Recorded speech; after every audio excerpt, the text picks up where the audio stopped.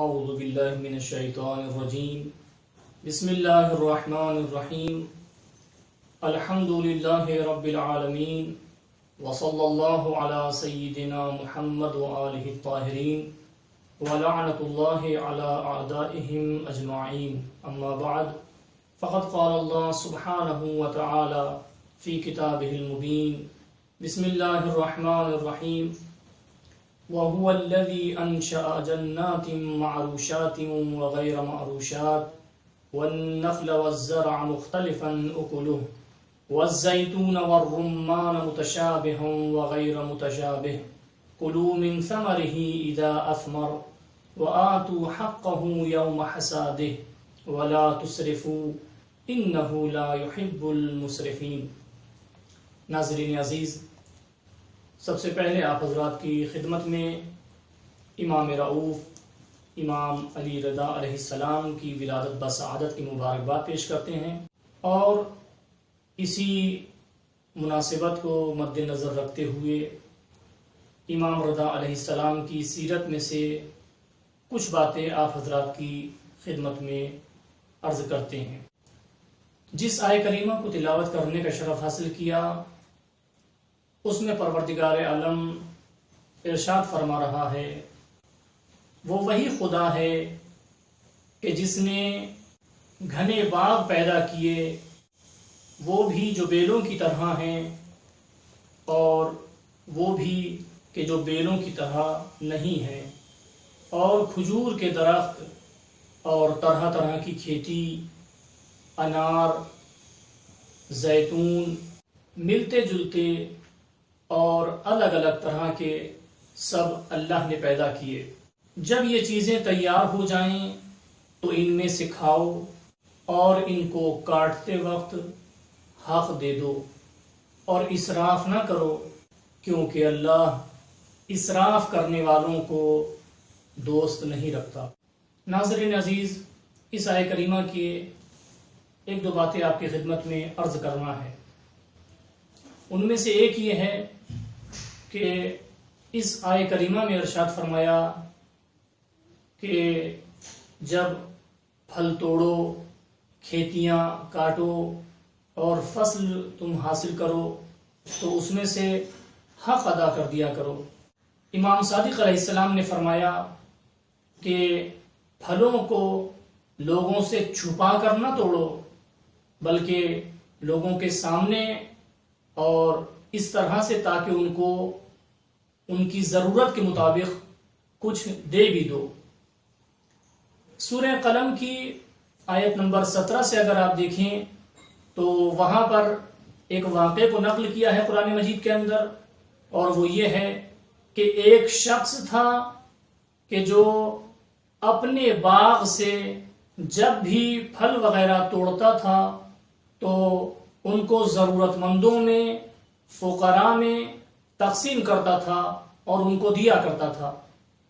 جب اس شخص کا انتقال ہوا اور یہ باغ اس کی اولاد تک پہنچا تو اس کی اولادوں میں سے اکثر نے یہ فیصلہ کیا اور یہ طے کیا کہ ہم باغ سے پھلوں کو سویرے توڑ لیں گے تاکہ کسی کو کچھ دینا نہ پڑے.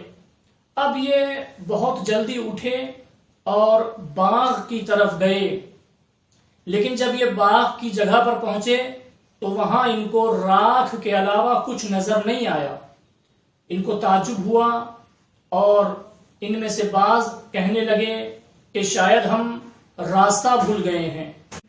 پھر ان کے اوپر واضح ہوا کہ نہیں، ہم صحیح آئے تھے، لیکن چونکہ ہم نے غلط ارادہ کیا ہوا تھا، چونکہ ہم نے فقراء اور ضرورت مندوں کو اس میں سے کچھ نہ دینے کا ارادہ کیا ہوا تھا، لہذا یہ اسی کا عذاب ہے. معصومین نے کہا ہے کہ جب درختوں سے، کھیتوں سے پھل وغیرہ توڑو تو جو ضرورت مند ہیں، جو فقراء ہیں، کچھ ان کو بھی دے دیا کرو.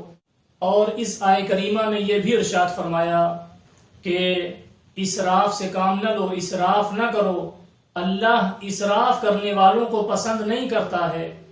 नाज़रीन किराम, यहाँ पर इमाम रिज़ा अलैहिस्सलाम का वो वाक़या कि जो नक़ल हुआ है, अगरचे इससे मिलता जुलता वाक़या दूसरे आइम्मा की ज़िंदगी में भी पाया जाता है। एक रोज़ इमाम अलैहिस्सलाम के यहाँ पर कुछ मेहमान एक जगह पर बैठे हुए थे। इमाम अलैहिस्सलाम बाहर सहन में हैं। इमाम अलैहिस्सलाम ने एक फल देखा कि जिसको पूरी तरह से खाए बिना फेंक दिया गया, जिसका कुछ हिस्सा खाया गया और कुछ हिस्सा छोड़ दिया गया। इमाम अलैहिस्सलाम जब उस फल को देखते हैं तो आप नाराहत हो जाते हैं और उसके बाद इमाम अलैहिस्सलाम इसी हालत में हैं। उधर जो लोग बैठे हुए हैं वो इंतज़ार कर रहे थे कि इमाम अलैहिस्सलाम क्यों वारिद नहीं हो रहे हैं, क्यों दाखिल नहीं हो रहे हैं।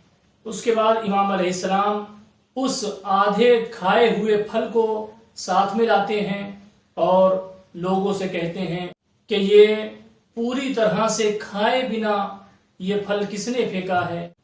उसके बाद इमाम अलैहिस्सलाम फरमाते हैं कि अगर तुम्हें ज़रूरत नहीं है तो बहुत सारे तुम्हारे भाई ऐसे हैं कि जिनको इन फलों की ज़रूरत है, इन चीज़ों की ज़रूरत है। अगर तुम्हें ज़रूरत नहीं है तो तुम ये उनको दे सकते हो। नाज़रीन अजीज़, अगर हम किसी फल को या किसी चीज़ को बग़ैर इस्तेमाल किए या पूरी तरह से इस्तेमाल करने से पहले फेंक देते हैं तो यहाँ पर गुनाह है, ये इसराफ है, ये आदत और ये काम अल्लाह को पसंद नहीं है कि हम किसी चीज को पूरी तरह इस्तेमाल किए बिना यूं ही फेंक दें। लेकिन अगर हम इस चीज को अल्लाह की राह में उसके गरीब मोहताज बंदों को दे दें और ये उनके काम आ जाए तो अब इसी पर परवरदिगार आलम सवाब अता करता है। तो अब ये हमको सोचना है कि हमें चीज़ों को बग़ैर इस्तेमाल किए या पूरी तरह से इस्तेमाल किए बिना फेंक कर अल्लाह की नाराज़गी कमाना है, अल्लाह का अजाब कमाना है, या फिर किसी ज़रूरतमंद को देकर सवाब कमाना है। यहाँ पर इमाम अलैहिस्सलाम ने हमें ये दर्स दिया है और हमें ये समझाया है कि चीज़ों को सही तरह से इस्तेमाल किया जाए, चीज़ों को कामिल तरह से और पूरी तरह से इस्तेमाल किया जाए, उनको इस तरह से फेंका ना जाए। अगर इनको इस तरह से फेंका जाएगा तो परवरदिगार की नेमतें हम तक आते हुए रुक सकती हैं।